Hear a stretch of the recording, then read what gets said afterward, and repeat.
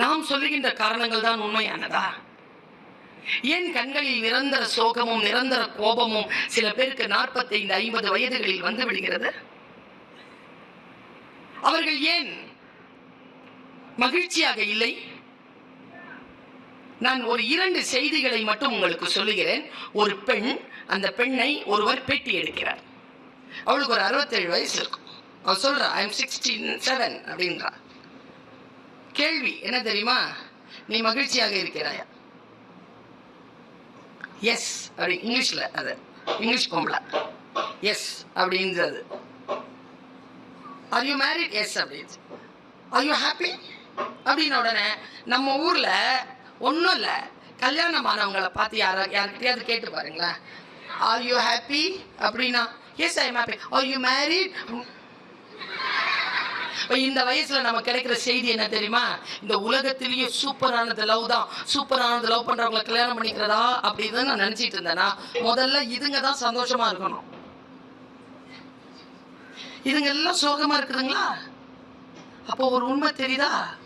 Love பண்றதும் கல்யாணம் பண்றதும் வாழ்க்கையின் அதி அற்புதமான மகிழ்ச்சியான விஷயம்னு 16 வயசுல தோணும், 25 வயசுல தப்புன்னு தோணும்.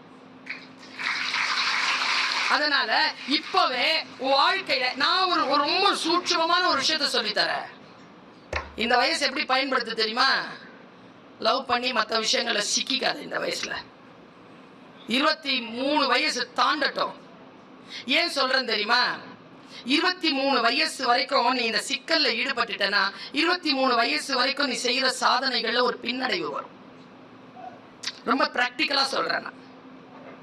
இந்த பின்னடைவு என்ன செய்யும்னா, என்னை ஒரு அம்பு போல் பாய்வதிலிருந்து என் எனர்ஜியை தடுக்கும். அதுலயே இருப்பேன், என் வாழ்க்கைக்கான விஷயங்கள் இருக்க மாட்டேன்.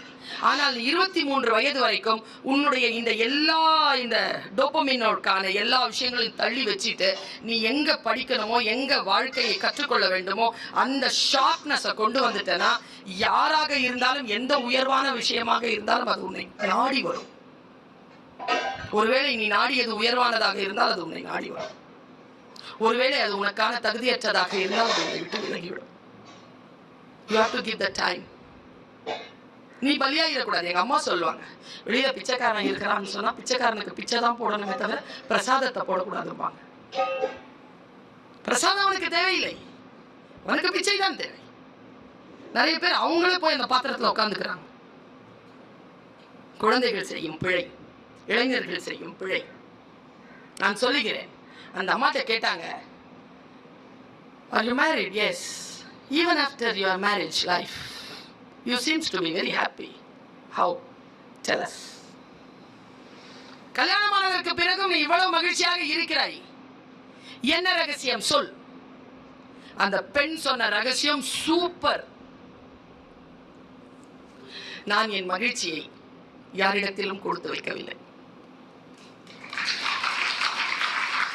திருமணமானதற்கு முன்பும் நான் சந்தோஷமாக இருந்தேன், திருமணமான பொழுதும் நான் சந்தோஷமாக இருந்தேன், திருமணமானதற்கு பிறகும் சந்தோஷமாக இருக்கிறேன். என் சந்தோஷத்திற்கும் அந்த துணைக்கும் தொடர்பில்லை. நான் சந்தோஷமாக இருப்பது என்பது என் முடிவு.